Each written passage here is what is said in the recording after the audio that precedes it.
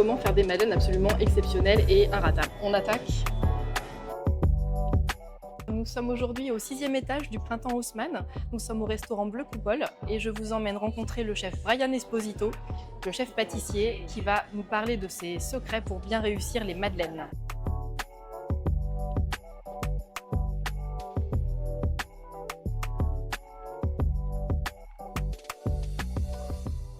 Bonjour chef. Et bonjour. Donc vous êtes le chef pâtissier du Printemps Haussmann. Tout à fait. Vous êtes spécialiste entre autres des madeleines. Donc Apparemment. là, on a un joli échantillonnage. Est-ce que vous pouvez nous parler des madeleines que nous avons devant nous? Donc là, au premier étage, nous avons des madeleines mangue et passion. Donc à l'intérieur, on a une compotée de mangue avec un glaçage à la passion. Au second étage, nous avons des madeleines pépites de chocolat et vanille. Derrière, des madeleines caramel, donc fourrées au caramel avec un glaçage à la vanille. Et enfin, là, des madeleines au citron, donc garnies à l'intérieur d'un crémeux au citron et d'un glaçage au jus de citron. Chez Saveur, les madeleines, justement, c'est une recette qui revient assez souvent et on a des lecteurs qui nous posent des questions via les réseaux sociaux. Ils ont souvent des petits ratés. Vous posez leurs questions et on va essayer de faire en sorte d'avoir des madeleines inratables. Exactement, je suis là pour ça. La première question, celle qui revient le plus souvent, c'est vrai que c'est cette petite bosse. Comment on fait pour avoir une bosse parfaite sur une madeleine? Alors, il y a plusieurs éléments et vraiment, c'est des fondamentaux de la recette de la madeleine. Alors, c'est déjà avoir un choc thermique entre la pâte et le four. Donc, en fait, il faut avoir une pâte bien froide et un four bien chaud. En fait, c'est ce choc thermique-là qui va faire vraiment gonfler et avoir cette petite bosse sur la madeleine. Donc, moi, je conseille vraiment de faire la recette au moins 24 heures avant, de la laisser toute une nuit reposer au frigo et après de le cuire directement le lendemain. Donc, la pâte bien froide et le four bien chaud, donc du coup on va avoir cet effet de choc thermique, ça va faire gonfler la madeleine. Et moi dans ma recette j'incorpore énormément d'air. Donc l'air en fait en pâtisserie c'est un ingrédient supplémentaire. Et en fait l'air ça va faire gonfler vraiment la pâte et on va avoir cette madeleine qui sera bien dosue et bien bossue. Donc ça veut dire qu'on fait plutôt la pâte dans un robot et on va vraiment la fouetter. Et si on a un robot c'est bien. C'est vraiment un plus, c'est vraiment un atout nécessaire pour faire des belles madeleines, c'est sûr. Alors justement, il y a une question qui revient aussi, c'est sur la texture. Parfois, la texture de la madeleine va être un petit peu sèche. Donc là, c'est aussi une question de travail de la pâte. Alors ça peut être un travail de la pâte, mais c'est aussi la recette en elle-même qui peut aussi varier, parce qu'on a énormément de recettes de madeleine. Et moi, j'aime bien, pour avoir une texture un peu plus justement fondante, ne pas mettre que du beurre dans la madeleine. Je mets de l'huile d'olive aussi à l'intérieur. Donc du coup, en fait, dans ma recette, j'ai moitié beurre et moitié huile d'olive.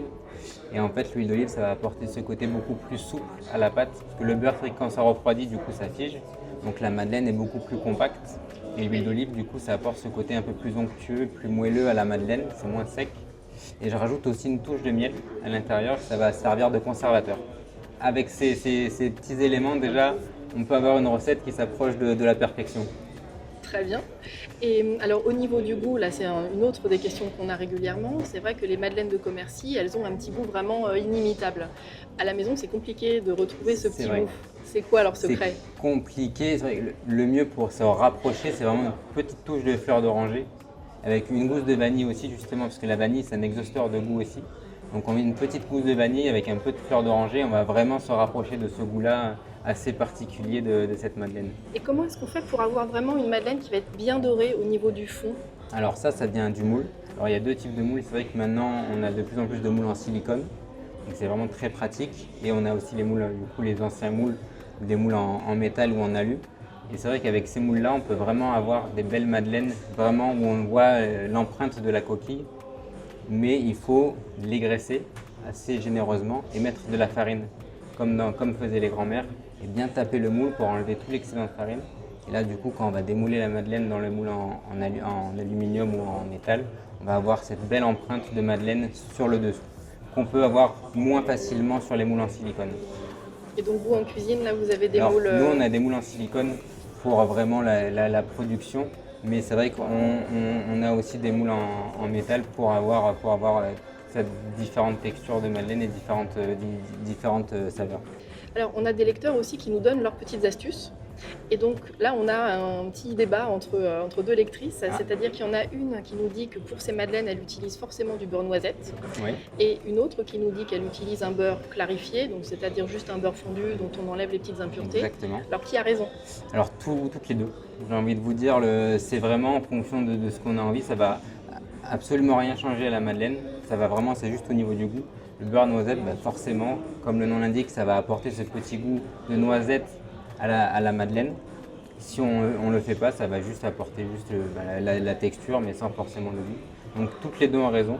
La madeleine restera la même, mais avec le beurre noisette, on aura ce petit goût en plus de toasté, un peu torréfié, pas négligeable non plus. Alors en parlant de beurre, on a aussi des lecteurs qui sont véganes, et du coup on a une lectrice qui nous demandait si on pouvait faire des madeleines véganes, donc c'est-à-dire sans œufs et sans beurre. Alors, il y a des recettes qui existent, mais c'est sûr qu'on ne peut pas adapter une recette qu'on trouve ou une recette, on va dire, classique pour une recette végane. Il faut vraiment avoir une recette qui est faite vraiment pour avoir des madeleines véganes, mais bien sûr que ça existe, oui. Tout à fait. Et on a des lecteurs qui cherchent aussi à alléger un peu leurs recettes. Et on a une lectrice qui nous a dit qu'elle avait tenté de faire des madeleines, mais en remplaçant le beurre par du fromage blanc et le sucre par de la stevia. Et apparemment, le résultat n'était pas très concluant. Ah c'est normal parce que du coup, on change complètement les ingrédients d'une recette qui n'est pas faite pour changer les ingrédients. Parce que la pâtisserie, c'est la physique, c'est la chimie. Donc en fait, toute une recette est constituée pour que tous les ingrédients fonctionnent entre eux.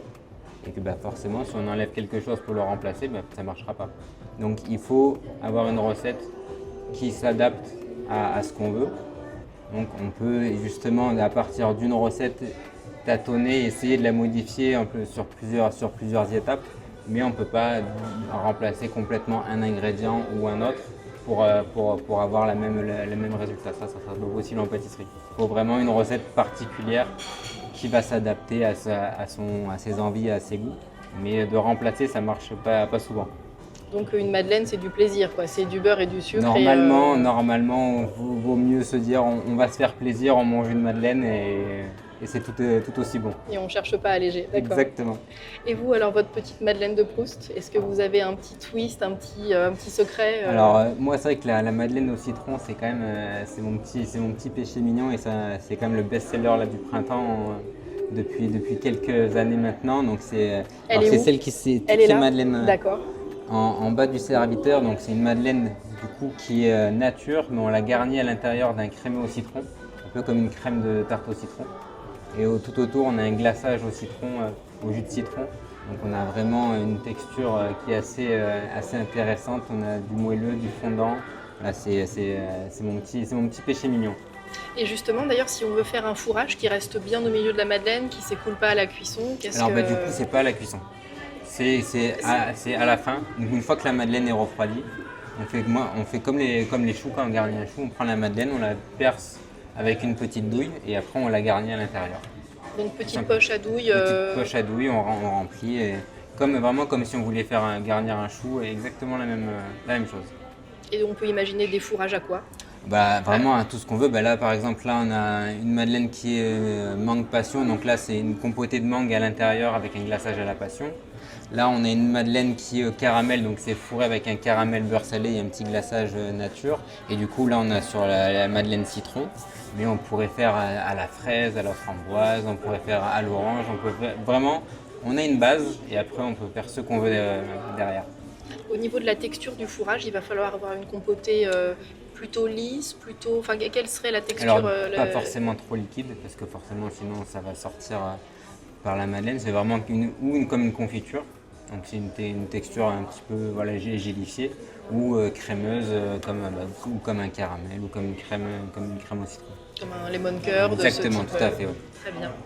Eh bien chef, merci beaucoup pour tous vos conseils sur les merci madeleines. Et plaisir. puis vous, chers lecteurs, si vous avez des questions sur des recettes en particulier, n'hésitez pas à nous les poser via cette chaîne ou via nos réseaux sociaux sur l'Instagram par exemple du magazine Saveur Magazine.